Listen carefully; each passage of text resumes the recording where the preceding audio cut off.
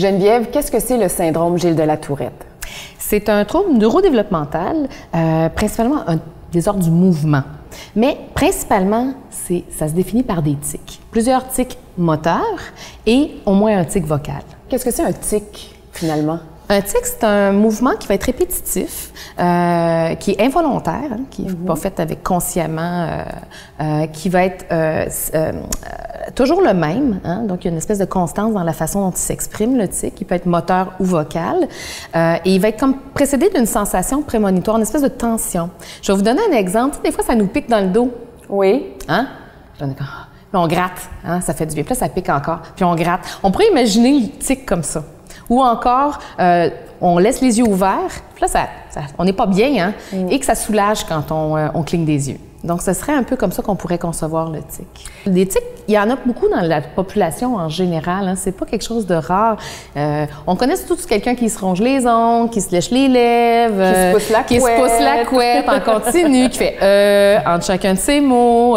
Donc, c'est fréquent dans la population générale, les tics. Alors, je vais donner des exemples. Les plus classiques, ça va être le clignement des yeux, mouvement de tête, haussement d'épaule, contraction des abdominaux.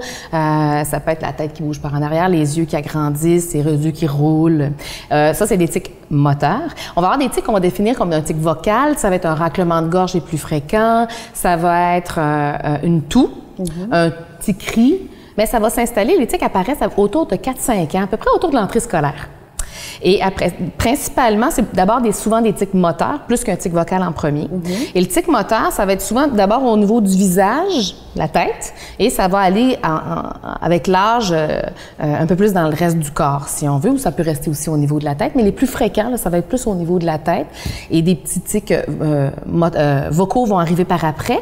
Et ça va être ça, un raclement de gorge, une petite toux, un claquement de langue. C'est quelque chose de très discret. Donc, c'est pas des gros mots ou des gestes d'insultes, là. C'est pas ça qu'on va voir en premier.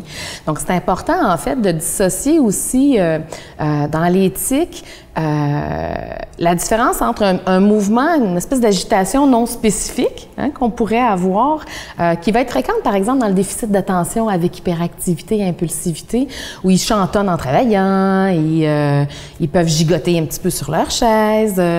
C'est pas des tics, ça. Le tic, il va vraiment arriver un peu hors contexte. C'est comme ça souvent qu'on peut plus facilement faire la dissociation. Ça veut dire quoi, hors contexte? Bien, ça veut dire qu'on s'y attend pas. Le raclement de gorge, il n'y a pas de rhume. Hein? Il n'y a pas besoin de se dérumer, il n'y a pas le rhume. Okay. Donc, ça n'arrive pas dans les circonstances qu'on s'attend, là, auxquelles on s'attend. Donc, c'est la même chose pour les gros mots. Donc, si les gens qui vont dire des insultes, par exemple, on appelle ça la coprolalie, hein, puis les gestes, c'est la copropraxie. Donc, ces deux tics-là, ils vont apparaître hors contexte. Donc, par exemple,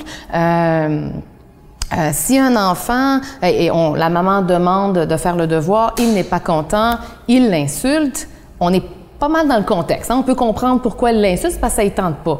Okay. Bien, on peut déjà se dire, je ne pense pas que ce soit un tic. Oui, d'accord. Okay? C'est plus de l'opposition ou une manifestation de son manque d'intérêt, ou ça peut être autre chose, mais ce ne serait pas un tic à ce moment-là.